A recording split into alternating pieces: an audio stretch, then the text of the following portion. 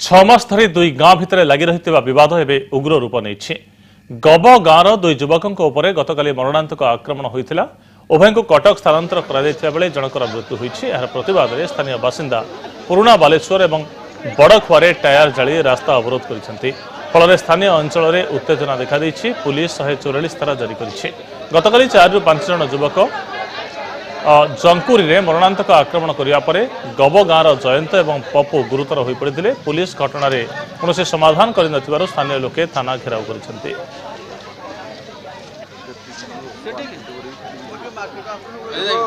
संपर्क में अधिक सूचना देवाई आम प्रतिनिधि सुमना परिडा आम सहित सीधासख जोड़ी होती बालेश्वर सुमना निर्दिष्ट गब गाँ सहित केउ गाँवर गंडगोल था गंडगोल चरम परिणति कौन देखा मिली वर्तमान समय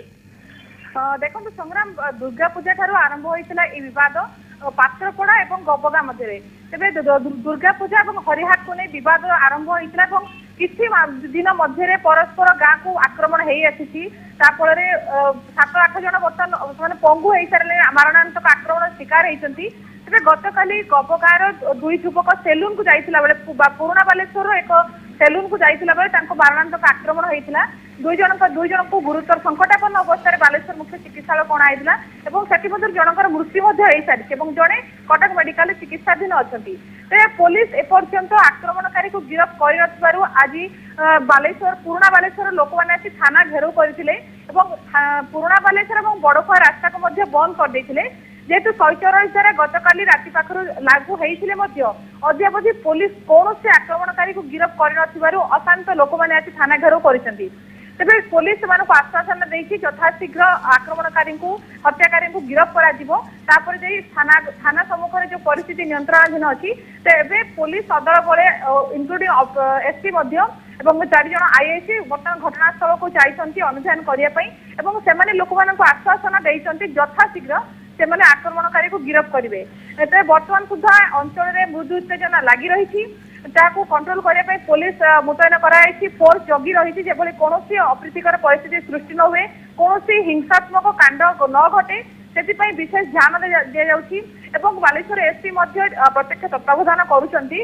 पुलिस विभिन्न स्थान में बर्तमान चढ़ाऊ करुच्ची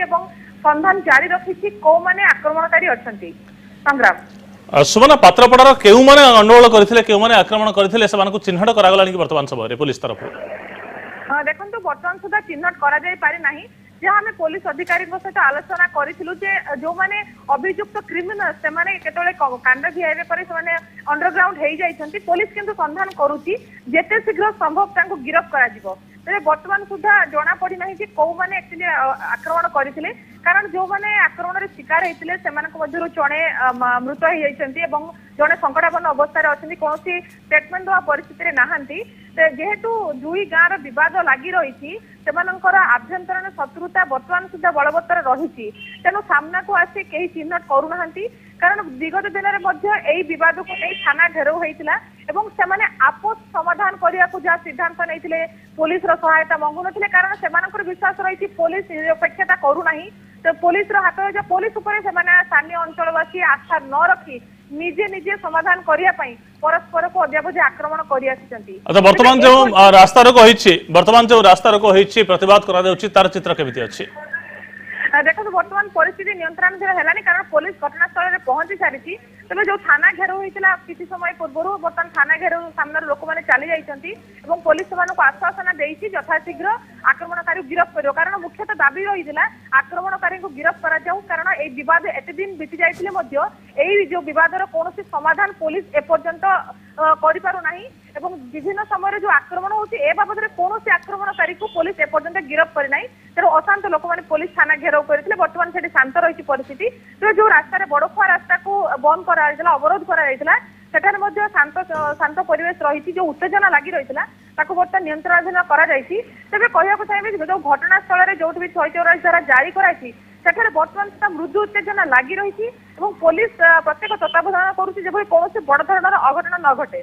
संग्राम धन्यवाद सुमना बहुत बहुत धन्यवाद आपनकर समस्त सूचना पाई।